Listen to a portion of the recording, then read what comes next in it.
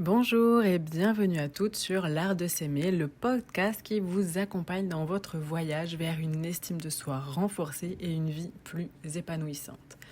Je suis Marie, votre hôte et psychothérapeute spécialisée dans l'estime de soi et le développement personnel.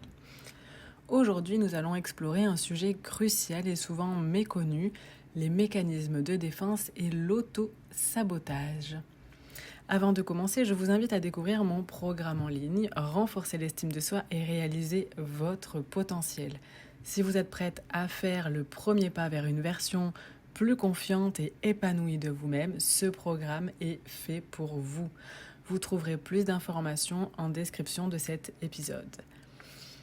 Donc les mécanismes de défense, ce sont des stratégies psychologiques inconscientes utilisées pour protéger l'esprit contre des pensées et des émotions douloureuses.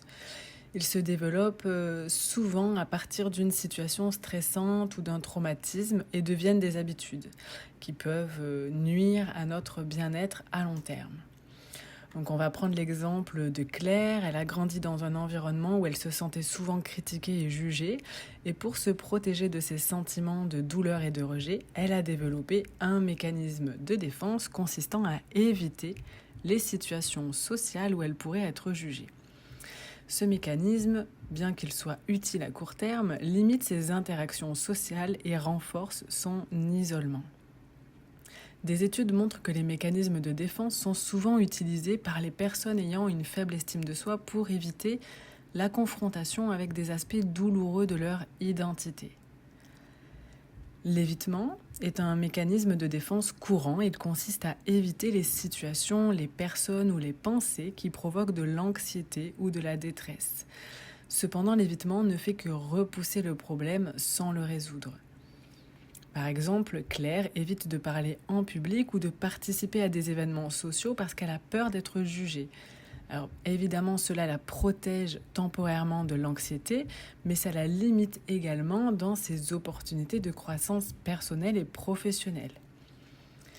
Comme mécanisme de défense, nous avons aussi la projection, qui consiste à attribuer ses propres pensées ou sentiments inacceptables à quelqu'un d'autre.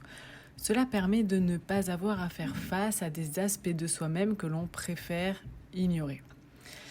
Par exemple, si on reprend Claire, elle projette ses propres insécurités sur les autres en critiquant leur apparence ou leurs compétences.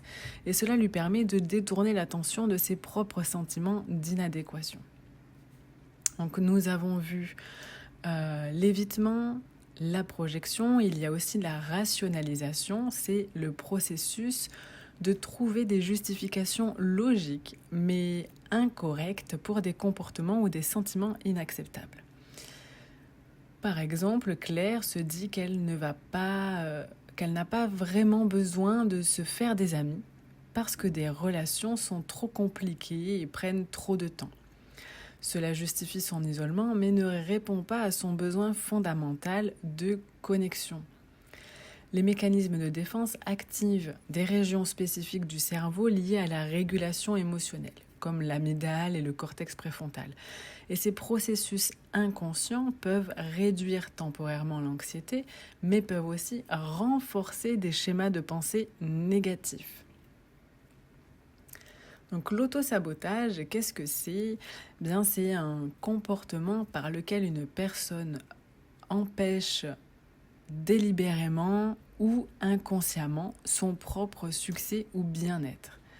Cela inclut des actions qui vont à l'encontre de ses propres intérêts et objectifs. L'auto-sabotage est le comportement par lequel une personne empêche délibérément ou inconsciemment son propre succès ou bien-être. Et ça inclut des actions qui vont à l'encontre de ses propres intérêts et objectifs. Je le répète parce que je pense que beaucoup s'y reconnaîtront et que parfois il faut l'entendre plusieurs fois pour se faire à l'idée que cette définition nous correspond. Donc si on reprend l'exemple de Claire, elle a souvent des opportunités de promotion au travail, mais elle les décline systématiquement parce qu'elle ne se sent pas à la hauteur. Elle préfère rester dans sa zone de confort, même si cela signifie de stagner professionnellement.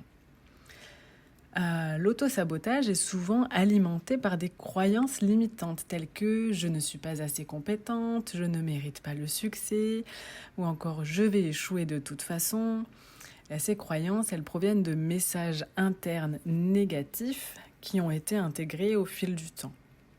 Et les recherches montrent que les comportements d'auto-sabotage sont fortement corrélés à une faible estime de soi et à un sentiment d'indignité. Donc les personnes qui s'auto-sabotent croient souvent qu'elles ne méritent pas le succès ou le bonheur, ce qui les pousse à agir de manière contre-productive. Pour prendre conscience de nos peurs et nos croyances limitantes, il y a le journal, un journal intime ou un journal quotidien, qui peut être un outil assez puissant pour identifier et comprendre nos peurs et nos croyances limitantes. En les écrivant, nous pouvons commencer à les défier et à les reprogrammer. Donc ce qu'il faut faire, c'est noter vos peurs, vos doutes, vos insécurités et remarquer quelles sont les situations qui déclenchent ces peurs, ces doutes et ces insécurités. Et en parallèle, remarquer quels sont les schémas récurrents. Qu'est-ce qui se produit systématiquement de la même manière ou presque ?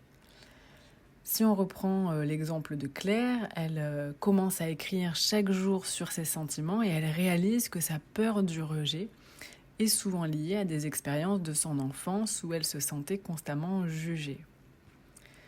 Prendre conscience de nos peurs, c'est vraiment la première étape pour les surmonter.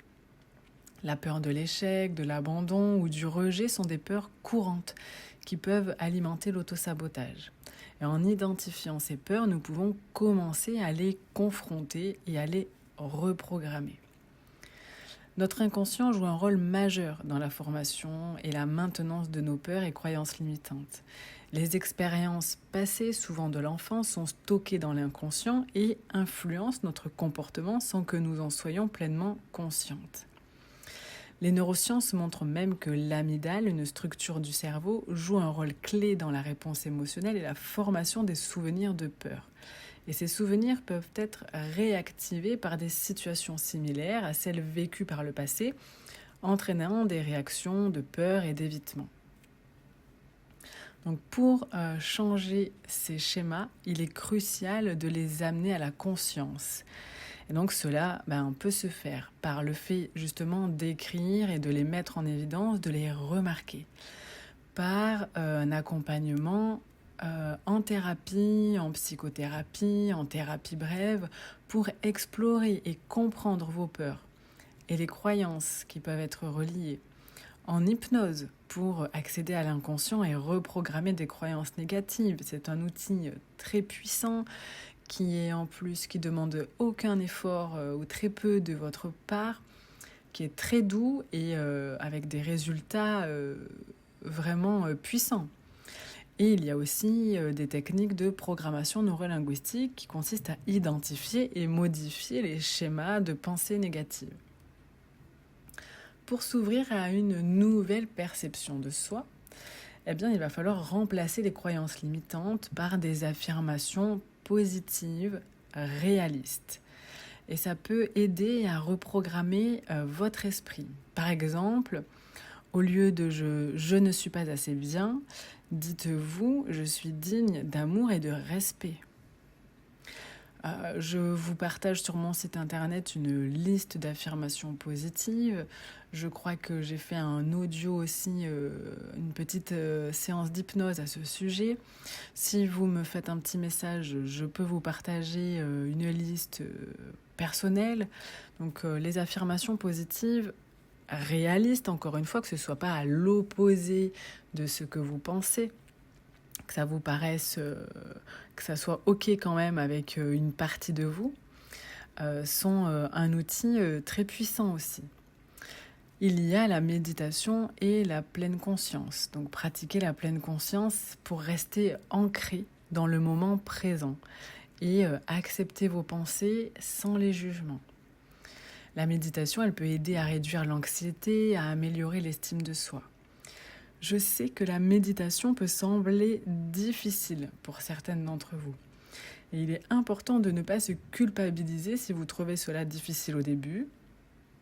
Vous pouvez commencer par des formes de méditation active ou par des marches méditatives ou des activités artistiques. Si vous cherchez des ressources pour démarrer, je vous invite à faire un tour sur ma chaîne YouTube et j'y propose une méditation active sur la confiance en soi. Des recherches montrent que la pratique régulière de la méditation peut changer la structure du cerveau en augmentant la densité de la matière grise dans les régions associées à l'autoréflexion, à l'empathie et à la régulation émotionnelle. Cet épisode était assez riche en informations, j'espère qu'il a été aussi assez clair pour vous. N'hésitez pas à me laisser des commentaires. Dans tous les cas, je vous remercie de m'avoir rejoint aujourd'hui pour explorer ces mécanismes de défense et l'autosabotage. J'espère que vous avez trouvé cet épisode éclairant et que vous vous sentez inspiré pour commencer votre propre voyage de transformation. N'oubliez pas de consulter mon programme en ligne, renforcer l'estime de soi et réaliser votre potentiel.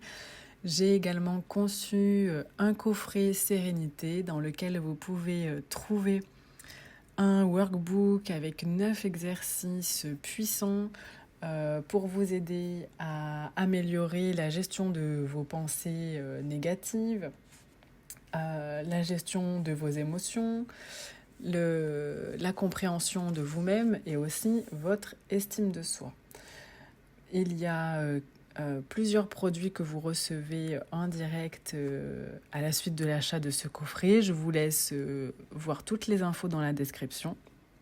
Dans tous les cas, ces programmes sont conçus pour vous aider et vous créer une estime de soi saine et vivre une vie épanouissante. Voilà, n'hésitez pas à aimer, à partager cet épisode, à me laisser des commentaires. Ça me fait très plaisir de vous lire, de m'améliorer et de vous répondre. Je vous souhaite de passer une bonne journée ou nuit là où vous êtes et je vous dis à bientôt.